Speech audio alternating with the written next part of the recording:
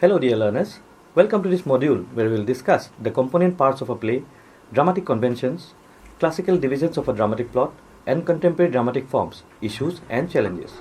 In our previous video, we have discussed history and origin of play, different types of play and theory of drama. Now let us begin with the component parts of a play. The objectives of this video are to understand the essential elements of a play and their role in creating a compelling narrative, to explore the techniques and practices that enhance dramatic storytelling and audience engagement, to analyze the traditional structure of a dramatic plot and its significance in storytelling, to examine the evolving trends in modern drama and the challenges they present in a changing world. Dear learners, let us discuss about component parts of a play. A play or drama consists of several essential components that contribute to its overall structure and impact. These elements have been analyzed and discussed by various dramatists and theorists such as Aristotle, Freytag, and Stanislavski, and they work together to create a cohesive theatrical experience. Now let us begin with plot. The plot is a sequence of events that form the story's backbone. Aristotle, in his Poetics, emphasizes the importance of a well-structured plot to create a compelling narrative. A traditional plot structure includes exposition that introduces the characters, settings, and background information, rising action, which develops conflicts and complications, building tension, the climax, which is the turning point and the moment of highest emotional intensity. Next is falling action, events leading towards resolution, and finally, denouement, conclusion, where conflicts are resolved and loose ends are tied up. Let us look into characters. Characters are the individuals who participate in the action of the play. According to Aristotle, characters is crucial in defining a play's moral purpose. Common character types are protagonist, which is the central figure driving the plot, antagonist, the opposing force creating conflict, supporting characters, those are secondary figures that contribute to the protagonist's development. Stanislavski's system emphasizes psychological depth in character portrayal, highlighting motivations and objectives. Next is dialogue. Dialogue is the spoken interaction between characters that drives the story, reveals personality traits, and conveys themes. It includes monologues, soliloquies, and asides. Shakespeare's plays, for example, utilizes soliloquies to provide insights into a character's internal thoughts. Next is setting. The setting encompasses the time and place in which the events occur. It includes physical location, historical period, and social context. According to Richard Hornby, settings influences moods and atmosphere, playing a critical role in audience immersion. Next is themes. Themes are central ideas or messages conveyed through the play. Aristotle considered theme one of the 6 essential elements of drama. Common themes include love, power, betrayal, and justice. Next is conflict. Conflict drives the narrative and can be classified as number 1, internal conflict, which is character versus self. Number 2, external conflict, which is character versus character, society, nature, or fate. According to Egri, conflict is essential for maintaining dramatic tension and character development. Let us discuss spectacle, or which is also called staging elements. Spectacle refers to the visual and sensory elements of production, including scenery and props, costumes and makeups, lighting and sound effects, and blocking. Blocking, which is movement or positioning of actors. Aristotle noted that spectacle, while the least important element, enhances the audience's experience. Next is stage direction. Stage directions provide instructions for movements, tone, action, and technical aspects, guiding actors and crew in realizing the playwright's vision. Dear learners, let us discuss about genres. The plays are characterized into genres such as tragedy, comedy, drama, farce, melodrama, and historical plays. Aristotle distinguished between tragedy and comedy based on their treatment of human experiences. Next is structure, which is also called as acts and scenes. Plays are typically divided into acts and scenes to organize the flow of events. Traditional plays follow a 3 or 5 act structure as outlined by Freytag's pyramid. Each of these elements contribute to creating a rich and engaging theatrical experience, blending textual and performative aspects to captivate audiences. Dear learners, now let us look into dramatic conventions. Dramatic conventions are essential techniques and methods employed by playwrights and theatre practitioners to create meaning, engage the audience, and effectively communicate the story, emotions, and themes of a play. These conventions, which have evolved over time, shape the audience's expectation and offer creative tools for storytelling. They can be characterized into structural, performance, language and dialogue, theatrical, narrative, and genre-specific conventions. Structural conventions pertain to the organization and framework of a play, guiding its flow and coherence. Acts and scenes. Plays are commonly divided into acts and scenes to manage time and focus. Aristotle, in his Poetics, emphasized the importance of structure in drama, highlighting unity of action, time, and place. Next is prologue and epilogue. A prologue introduces context or background, while an epilogue provides closure. Shakespeare frequently used both, as seen in Romeo and Juliet, where the prologue sets the tragic tone. For example, two households, both alike in dignity. Next is chorus. Originating in classical Greek drama, the chorus provides commentary and insight, as in Sophocles' Oedipus Rex. Next is asides, a brief remark directed at the audience, revealing a character's inner thought. In Shakespeare's Hamlet, the protagonist frequently uses asides to express his internal dilemmas. Next is soliloquy. Soliloquies are longer speech by a character alone on stage, offering deeper psychological insight. Macbeth's Tomorrow and Tomorrow and Tomorrow soliloquy is a prime example of this technique. Now let us look into performance conventions.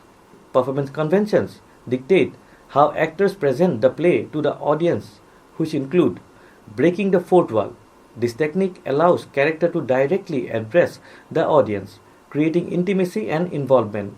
Bertolt Brecht employed this in his epic theatre to encourage critical reflection rather than emotional immersion. Next is stage directions. Playwrights provide instructions for actors' movement, emotion, and technical elements. These directions, such as those found in Tennessee Williams' A Streetcar Named Desire, shape performance nuances. Next is blocking.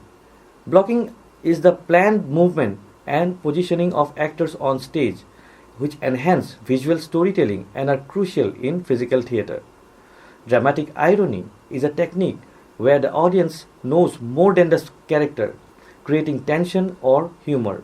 Sophocles masterfully used this in Oedipus Rex, where the audience is aware of Oedipus's fate long before he is. Dear learners, let us look into language and dialogue conventions. Language conventions shape how characters communicate, which includes monologue. Monologues are a long speech by the one character to others, providing exposition or emotional expression. Next is poetic or stylized language. Some plays use verse and heightened language, as seen in Shakespeare's work, where iambic pentameter adds rhythm and depth.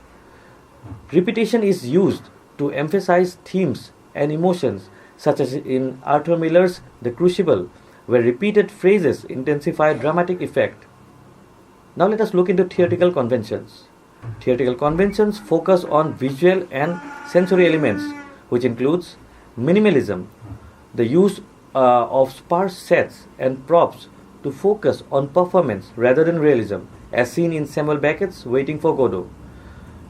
Symbolism are props, lighting, and gestures used to represent abstract concepts common in expressionist theatre.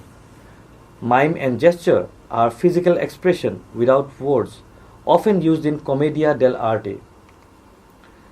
Tableau is where actors remain still to create a visual picture emphasizing key movements in the narrative.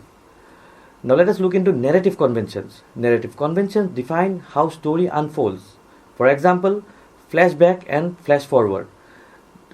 These are jumping between time periods to provide background or foreshadow future events. Foreshadowing hints about future developments used by the playwrights like Henrik Ibsen. Nonlinear narrative are events presented out of chronological order, a technique used in postmodern theatre. Dear learners, let us look into genre-specific conventions. Different genres employ unique conventions such as tragedy. Features like fate, tragic flaw, and catharsis are discussed by Aristotle. Next is comedy, which includes mistaken identity, exaggeration, and witty dialogue, exemplified in Molière's play. Epic theatre, where Bertolt Brecht's alienation effect ensures the audience remains critically engaged rather than emotionally absorbed. Next is absurdist theatre, characterized by illogical dialogue and existential themes, exemplified in Beckett's and Pinter's works. In conclusion, dramatic conventions serve as essential storytelling tools that help shape theatrical performances and audience perceptions. Whether through structural devices, performance techniques, language choices, or genre-specific traits, these conventions continue to evolve while retaining their fundamental purpose to enhance storytelling and create meaningful theatrical experiences. As Peter Brook states in The Empty Space, I quote, "A play is what takes place between the actors and the audience." Dear learners, now let us look into classical divisions of a dramatic plot. The classical divisions of a dramatic plot are rooted in Aristotle's Poetics, where he outlined the essential structure of a tragedy. Aristotle emphasized the importance of a coherent unified plot, which he believed should have a clear beginning, middle, and end. This tripartite division remains fundamental to the study of dramatic structure, influencing subsequent literary and dramatic theories. Let us begin with the three-part division of classical drama. According to classical drama, a well-structured plot follows three primary divisions. First is beginning, which is also called as protasis. The protasis or the exposition phase serves as the foundation of the dramatic plot.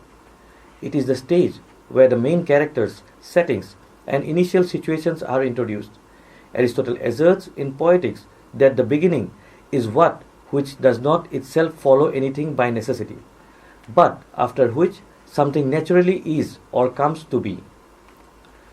Key elements of the beginnings include the establishment of the protagonist and other key characters, the introduction of the dramatic conflict or central problem, providing essential background, information, and context to help the audience understand the story. Aristotle emphasizes the importance of clarity in his stage, stating that the exposition should represent the necessary information without confusion. This phase is critical in setting the tone for the rest of the narrative. Next is middle, which is also called the epitasis. The epitasis or the rising action is where the conflict introduced in the beginning begins to intensify. During this phase, complications arise and the protagonist faces various challenges that build towards the climax. Aristotle describes this phase as that which follows something as a matter of necessity or probability, and after which something else follows. Key aspects of middle include the escalation of conflict through various obstacles, the development of subplots that enrich the main narrative, increasing tension and suspense as protagonist navigates difficulties. This section serves to engage the audience emotionally and intellectually, making them invested in the protagonist's journey. As Aristotle puts it, the middle should evolve logically from the beginning and lead inevitably to the end. Number 3 is the end, which is also called the catastrophe. The catastrophe or the resolution marks the culmination of the dramatic arc. This is where the conflict reaches its peak and is ultimately resolved. In tragedies, this often results in the protagonist's downfall, while in comedies, misunderstandings are cleared up, leading to a happy resolution. Key elements of the end include the climax or turning point, where the protagonist's fate is sealed, resolution of the central conflict, and tying up the loose ends, a moral lesson or thematic conclusion for the audience. Aristotle explains that the end is that which itself naturally follows some other thing, either by necessity or as a rule, but has nothing following it. The end should provide closure and leave the audience with a sense of fulfillment or catharsis. Dear learners, let us discuss extended classical structure, which is also known as the 5-act structure. The three-part division was later expanded into a 5-act structure by Roman playwrights such as Seneca and further developed during the Renaissance, with William Shakespeare famously adopting the structure. The 5-act structure provides a more detailed and nuanced approach to dramatic storytelling.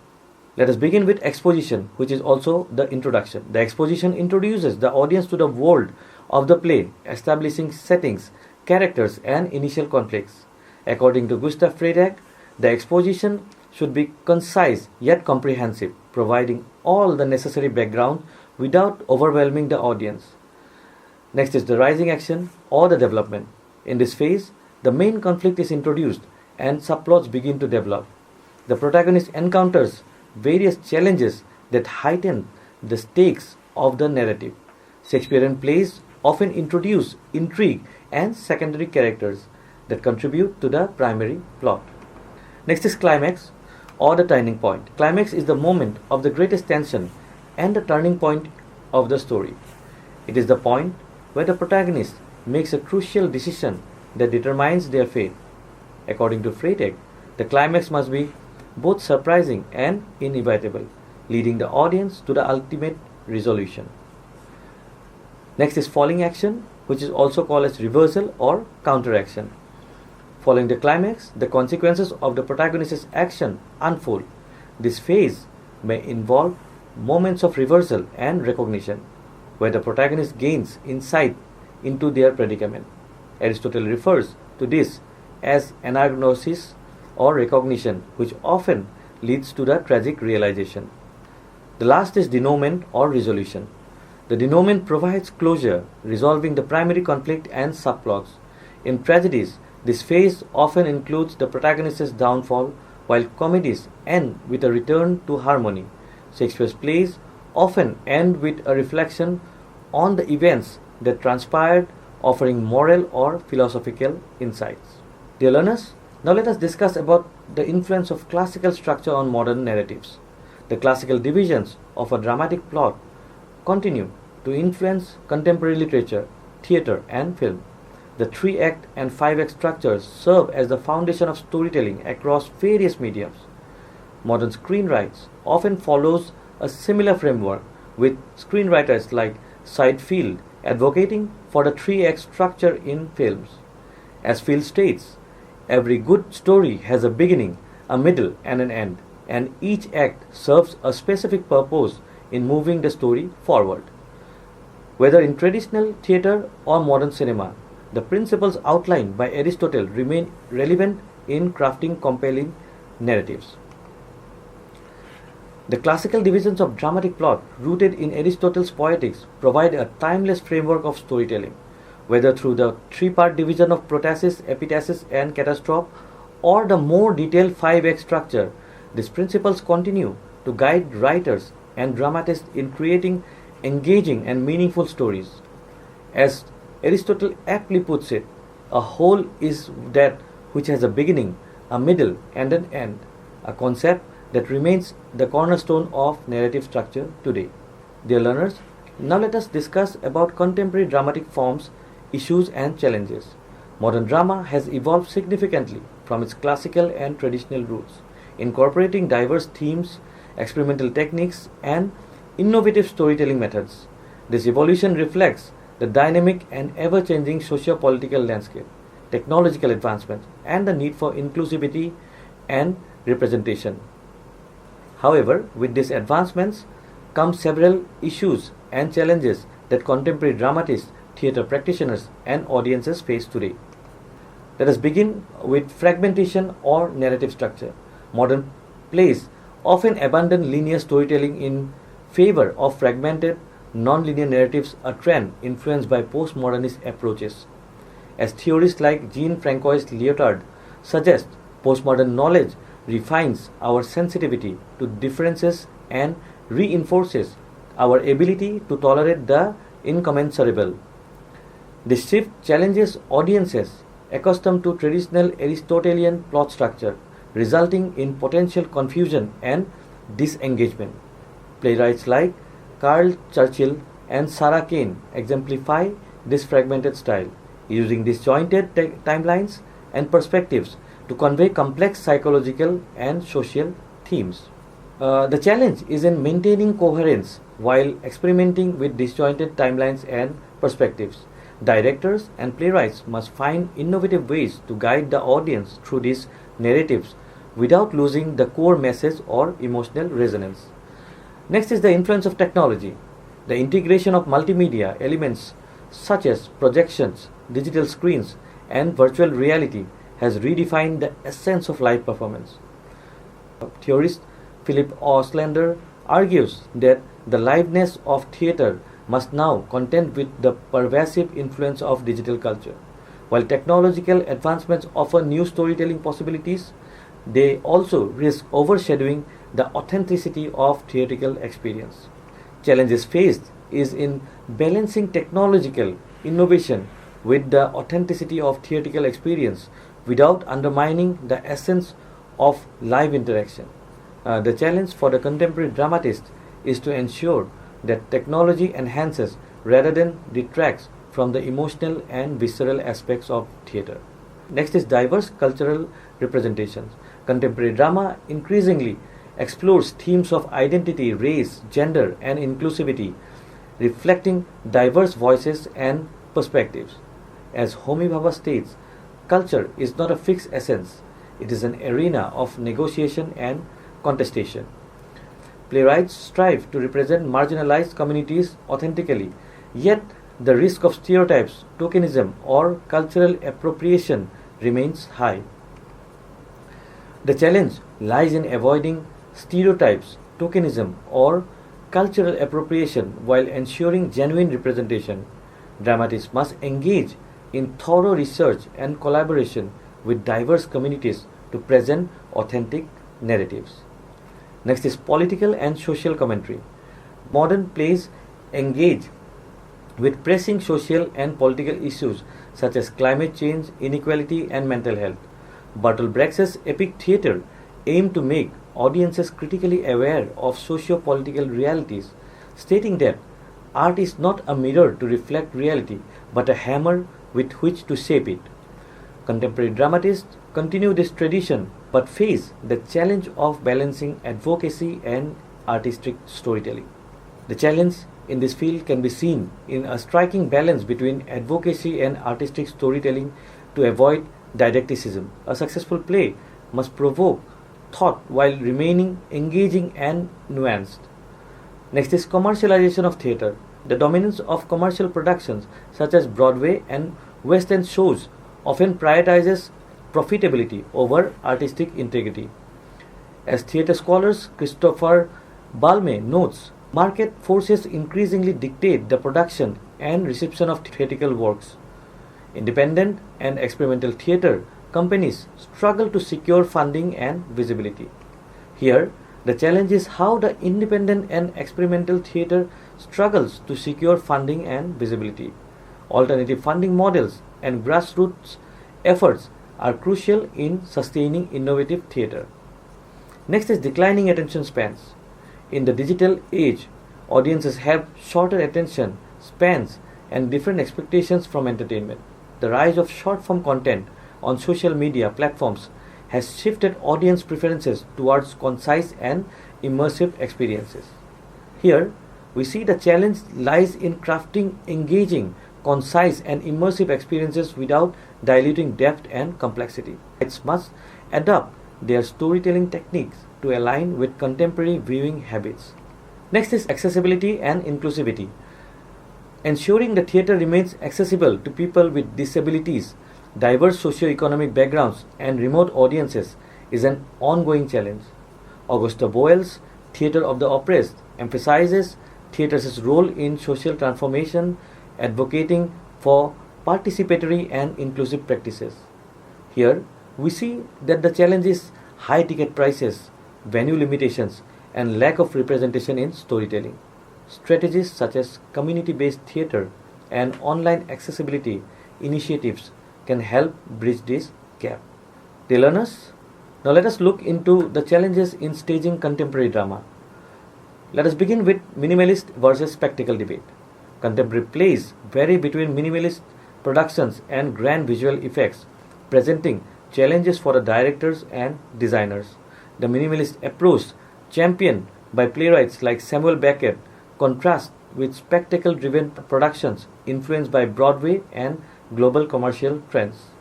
Here, we see that the challenge can be seen in budget constraints and artistic choices. Striking a balance between aesthetic vision and financial feasibility is crucial. Next is actor training and adaptability. Modern acting techniques require performers to adapt to multimedia elements, improvisation, and new performance styles. Konstantin Stanislavski's method acting contrasts with more contemporary approaches such as Annie Bogart's viewpoint technique. In this, we see the challenge lies in bridging traditional and contemporary acting methods. Training programs must equip actors with a versatile skill set. Now let us look into audience engagement and participation. Contemporary theatre increasingly incorporates audience interaction as seen in immersive theatre and participatory drama. The challenge lies in managing audience agency without losing narrative control. Here, we can see that the challenge is in maintaining control of the narrative while allowing audience agency. Directors must develop framework to integrate audience participation effectively. Next is digital and hybrid theatre models. The COVID-19 pandemic accelerated the rise of online theatre, leading to hybrid forms that combine live and digital elements. This shift raises questions about the nature of liveness and audience connection. In this, we can see that the challenge is in retaining the essence of liveness in digital formats. Hybrid models must preserve the communal experience of theatre. Next is censorship and controversy. Contemporary plays often challenge societal norms, leading to pushback from conservative groups or government bodies. Henrik Ibsen's A Doll's House faced significant controversy in its time, highlighting the enduring tension between art and social norm. Here, we can see that the challenge is seen in balancing creative expression with potential backlash. Dramatists must navigate political and cultural sensitivities while staying true to their vision. Contemporary dramatic forms have evolved beyond traditional proscenium theatre to embrace diverse and experimental spaces such as open stages, stages under trees, and performances influenced by queer theories. Open stages, often found in urban and rural settings, break the conventional boundaries between performers and audiences, encouraging immersive experiences. Stages under trees, rooted in indigenous and folk traditions, provide an eco-friendly and culturally rich alternative, blending nature with performance. For instance, Under the Sal Tree is a unique theatre festival that unites the villages of Assam every year. Queer theories in drama challenge heteronormative narratives and explore themes of identity, fluidity, and resistance, offering inclusivity storytelling that reflects diverse experiences. Despite their creative potential, these contemporary forms face several challenges. One notable queer drama is Angels in America by Tony Kushner. This Pulitzer Prize winning play, first staged in early 1990s, explores themes of AIDS, homosexuality, politics, and spirituality in America during the Reagan era. In contemporary times, despite its critical acclaim, Angels in America and other queer dramas continue to face challenges such as censorship, political backlash, and resistance from the conservative audiences and institutions. Even in progressive spaces, productions may encounter difficulties in securing funding or finding mainstream acceptance due to the sensitive themes they explore, including LGBTQ rights, religion, and systematic discrimination. Additionally, in regions with strict social norms, staging such works can lead to controversy, public protest, or bans. One major issue is financial constraint, as conventional spaces often lack funding and sponsorship compared to mainstream theatre. Accessibility and audience engagement can also be challenging, as unconventional venues may not attract traditional theatre goers. Additionally, logistical difficulties such as weather conditions for outdoor performances and technical limitations like sound and lighting can hinder production quality. Societal acceptance is another hurdle, especially for performances rooted in queer theories, which may face resistance in conservative communities. Despite these challenges, contemporary dramatic forms continue to push artistic boundaries, fostering inclusivity and innovation in the world of theatre. Dear learners, this brings us to the end of this video. In the next video, we'll discuss the topic writing a play. Thank you.